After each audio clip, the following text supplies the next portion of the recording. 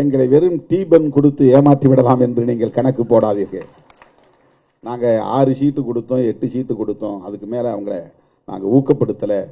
நாங்க 10 சீட்டுக்கு மேல எப்போதுமே இவர்களுக்கு தரமாட்டோம். அது உங்கள் மதிப்பீடு.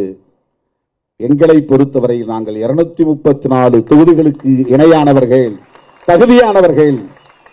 அந்த வலிமை எங்களுக்கு உண்டு. இதை நான் ஆணவத்தில் சொல்லவில்லை, வெறும் தேர்தல் கணக்கில் சொல்லவில்லை, சமூக மாற்றத்தின் பார்வை அடிப்படையில் சொல்லுகிறேன்.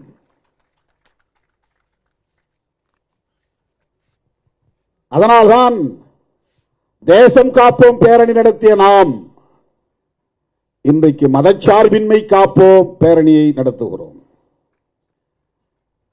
தோழர்களே, மதச்சார்பின்மை என்பதுதான் இந்திய அரசியலின் கருப்பொருளாக இருக்கிறது, மையப் பொருளாக இருக்கிறது, முதன்மை முரண்பாடாக மாறி இருக்கிறது.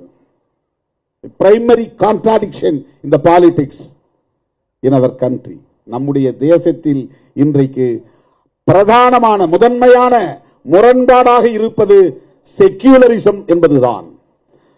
ஒரு அணி ப்ரோ செக்யூலரிசம், இன்னொரு அணி ஆன்டி செக்யூலரிசம். இதுதான் இந்தியாவில் இன்றைய அரசியல்.